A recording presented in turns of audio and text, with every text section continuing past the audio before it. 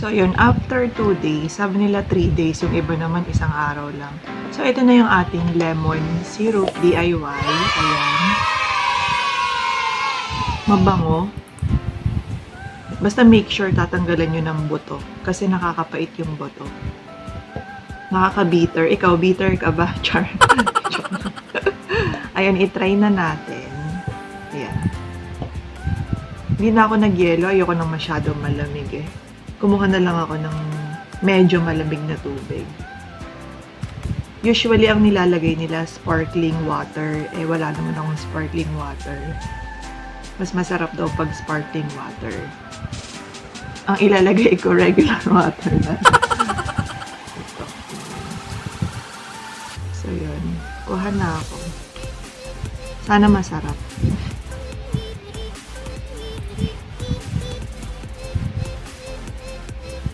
Ayan.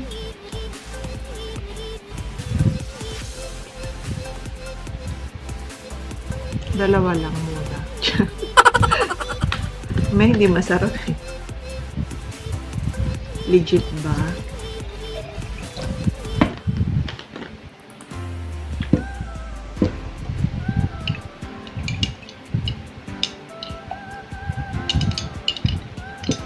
At eto na. Ito try ko na.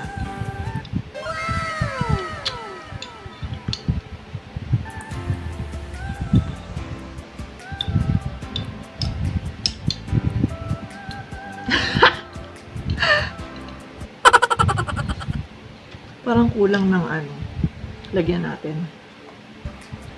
Yan.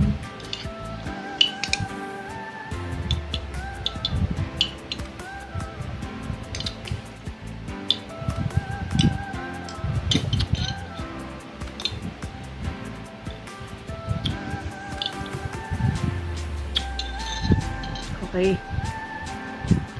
Ano? Legit. Okay siya kasi ito kasing lemon na to is mabubulong ko. Malapit na siyang mag-birthday, hindi. Yun. Kaya naisipan kong gawing lemon syrup. Humalo yung lasa nung, eto yung lemon zest. Masarap, promise. Okay. At least to, hindi mo na kailangang maghiwa or mag-sugar. Nandito na yung sugar niya. Siguro kung diet ka, pwede honey ilagay dito kasi masyado magastos. Mahal ang honey. Ayun, okay. Sarap. Ayun, sana matry nyo. And I'll see you on my next video. Kain tayo.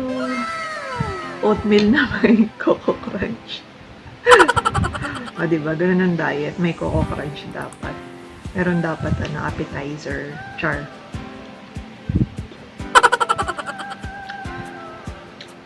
Wala ako nag-sugar. Kasi ano to?